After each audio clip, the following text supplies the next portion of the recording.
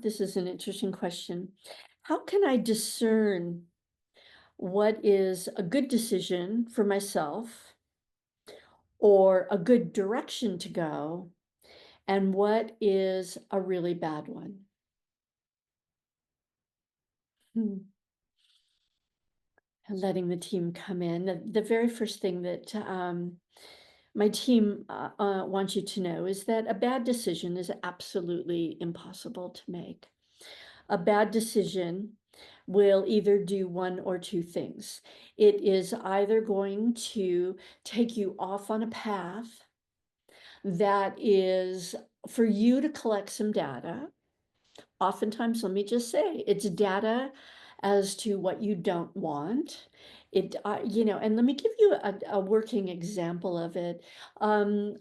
Let's say that, you chose to come into a family who, when they looked at you and when they looked at who you are, you just scared them to death. And so they spent a long time really traumatizing you to knock out your dreams, to knock out who you were, what you were good at, what you wanted, and to kind of try to manipulate you to fit into a different life path. Often it was the one they took that they believed in is the only way that you could take for you to have the success that they had. And or you have to take a different one, not the one that I did, so you can be successful. So they kind of like, pound this, square peg in a round hole. And so, a lot of the directions or decisions that you make that are collecting data about what you don't want are those that you were told that this is what you're supposed to do. And I'm just using an example. So you go off and and my guides are also saying that you're actually being reminded right before you take that step that is this really right? We really want you not thinking about making people happy, not thinking about success in an old-timey way, but who are you and what were your original dreams? So they're telling me that there was a moment where they like, oh, are you sure? There was just kind of a feeling.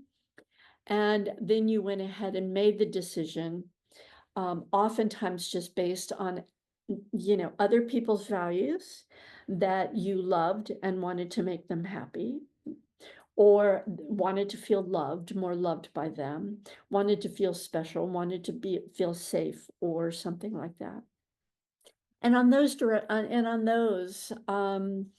you're just collecting data as to what you don't want. It's never a waste of time. It's never like about, you wasted all this time, you didn't learn anything. On these on these journeys, you oftentimes learn, you oftentimes get really in touch with your greatest strengths, your greatest weaknesses, and what you love and what you don't love. And they actually kind of help you. So that is why my team's describing them as just collecting data as to what you don't want. Sometimes when we don't like leap and make those decisions, in the shamans, um, oftentimes talk about the trickster coyote energy. And so this is the other thing that sometimes happens for us is the trickster coyote energy comes in and you get your answers really clear. You're very clear this is where you're supposed to go. You're very clear that this is what you want. You're very clear, and it's like yes, yes, yes, and you step on the path and the trickster coyote just wanders you through the desert, just wanders you through the desert. And then you come to kind of an ending point, And then you feel a little crazy because you wonder, it's like, the messages were too clear. This was way too clear. And how did I mismanage this? And now I'm out here in the middle of the desert. And this oftentimes is, it's almost like a timeline jump for you. You could also kind of consider it, um, a course correction that we were talking about earlier, that is also just an advance. It's advanced spiritual growth. But there was something about it that you were supposed to collect. You were supposed to go inward and really do a fierce inventory on all your habits, patterns, and beliefs that are um, not in service to you any longer, and to let all of them go. Just let them go, let them go. So that is how they're describing what this the person who wrote this question is wanted to do a little bit of just wanted to correct the words mistake, okay, or a bad decision. So how do you discern, how do you make a good decision? How do you discern, a better direction to go? And the all your answers are within. And what they want you to pay attention to is, what are the things. Number one, they want you spending a lot of time in a meditative state. If you are not a pillow sitter, get out into nature. If you are not a nature person, go play with some puppies, go play with some kittens. Go just, if you're an artist, go throw some paint or get your fingers in the clay. And the reason that they're calling this meditative, beautiful thing is they want you to get down into a very quiet, still point. And this still point is one where you are completely out of your tool brain, no, not trying to figure anything out, because your spiritual team speaks to you in spiritual language that oftentimes just makes your tool brain go boom, no idea what's going on. Now I'm really confused. So they want you still point, they want you inside, and they want you to kind of feel everything out. And when I'm talking about that, they want you to kind of look at your emotional system in your body, that if you come up and say, you know, I remember having this really clear vision when I was really young, or I had this really beautiful dream that I've never forgotten. And in this dream, I was being honored for something, or I was on stage and I was singing, or whatever it was. And what they want you to do, and if you don't have one of those, just make up something that would be really yummy for you. And go ahead and look at your emotional system kind of as watery. It's very watery. It's kind of slow, and they want you to think that thought on, oh, I'm going to be doing something that I'm going to be honored for. I'm going to be doing something important that many people are going to, they're going to want me for something. And then I want you to just kind of sit very quietly and feel into that.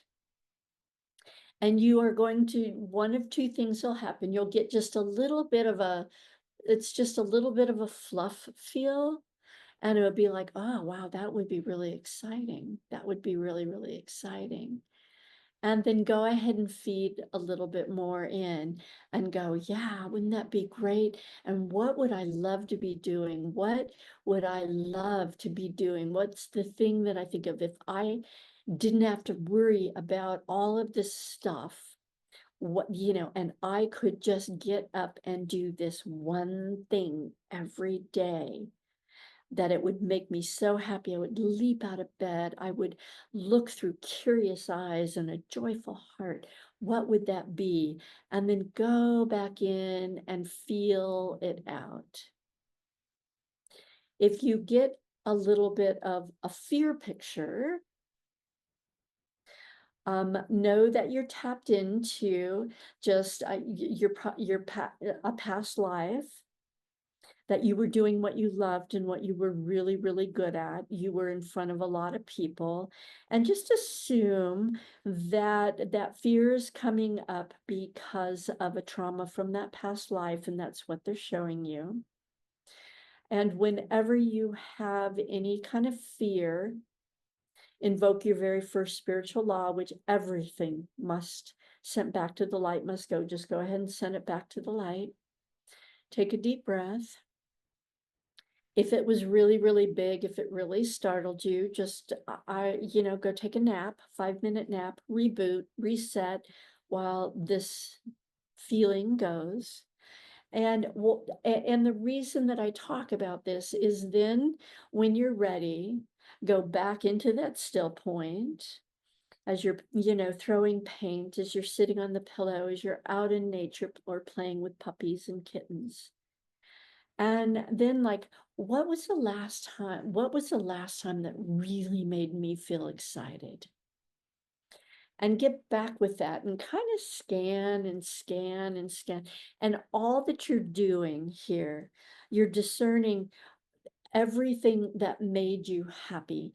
All that you are needing to figure out is what would make you happy, and what would expand your life even more. If it shrinks it in, so there's love and fear. And if you get excited, and that is the decision, that is the direction that you're going to do. Your only responsibility in these creations is looking at how you want to feel and what it might look like. It's not your responsibility to figure out the how to do it. So once you know, it's like what it is. It's like, I always wanted to be an artist. I've always wanted to do that. I've always wanted to help people. I've always wanted to do this. And when you sit and play with that, you'll feel the expansion. You'll feel the expansion, and just sit and let it go. And just let it move up and let it boil over. Let this beautiful emotion expand in your emotional center. And when your heart expands, you've just given birth to it. And then you just, okay, team, this is how I want to, this is what I want, and this is how I want to feel. So you guys get up there and grab the moon and the stars and the sun, and you make that happen for me. So that is your responsibility. So that is how you discern a good decision for yourself. If the decision scares you, send it back to the light and wait for it not to. Okay. And that's just a healing process. Okay. I hope that helped. Okay. So, my last question is, I've been told that I'm this great creator, but none of my creations seem to launch. So how can I get proof of how this works? I'm waiting for my team to come in. So I'm going to say we have all come forth to be these magical, magical creators. We've all come forth to cut our slave shackles and to stop identifying as our physical body and rather identify as our higher self, our energy, our light source, our God creator selves that are just occupying this beautiful, beautiful body. And our only responsibility is to take care of our body. And that's it. So if you're tired, take a nap. If you just need to get out into nature, go do it. It's just putting yourself first. What do you need for your body to feel revived? How do you need to feel for you to feel inspired again and um, energetic? And that's putting yourself first every day, first thing. A lot of people say, I don't, I keep being told I'm supposed to love myself, but I don't even know what that means. And one of the ways that you show yourself that you love yourself unconditionally is you put yourself first.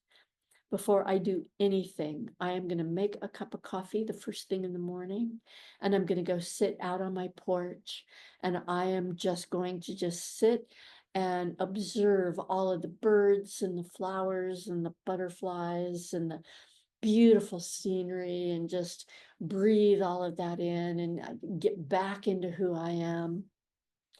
And then I'm going to grab my journal and I'm just going to write for a little bit. And then I will be ready to take on my day. So, as a beautiful creator, so all that you're supposed to do, the second step to to becoming a creator is just know that you are light source. You are now all a part of God, and all of God, including yourself, um, occupies this beautiful body and kind of spreads out. And your responsibility is just to keep expanding and growing. So oftentimes, they're taking me in a different direction. So you wanted to get proof that this is how it works. So here's what they want you to do. They want you to prove to yourself, my little analytical, because it's not going to happen in your brain. It is going to happen when you see it all happening. So what they're telling me to tell you is when you wake up in the morning, they want you to create your day. And I'm going to use a stupid example, but I'm going to use the example of, the very first thing that you have to do when you wake up in the morning. You're gonna, get up, you're gonna spend some time with yourself. You're gonna do some, beautiful self-love, self-care, whatever that is. You're gonna get ready to go. And let's say that you have to go to the grocery store. And you need to do the grocery store first for whatever reason. And what they want you to do is before you even go, and say it out loud or write it out. Say, okay, I've got to go to the grocery store. And here is the experience that I want to have out in the world. So I want to get into my car and I want to actually kind of, feel like I've got some energy. I want to get into my car and I want to turn the engine on and I want my radio to come on or whatever, and I want my favorite song to come on. And then I am going to go ahead and back out or do whatever. I'm going to go, get into the traffic, and magically I want every traffic light to just, I want the seas to part. I want every green light, every green light. I want the traffic to just flow beautifully or not even be there at all, depending on your environment. And then I want to drive up to the store, and I want the parking gods to give me a place right in the front. And I'm going to just pull right in. I'm going to get out and I'm going to go. And I don't even want to go muscle one of those shopping carts out of that thing. I want a really beautiful earth angel to just hand one to me.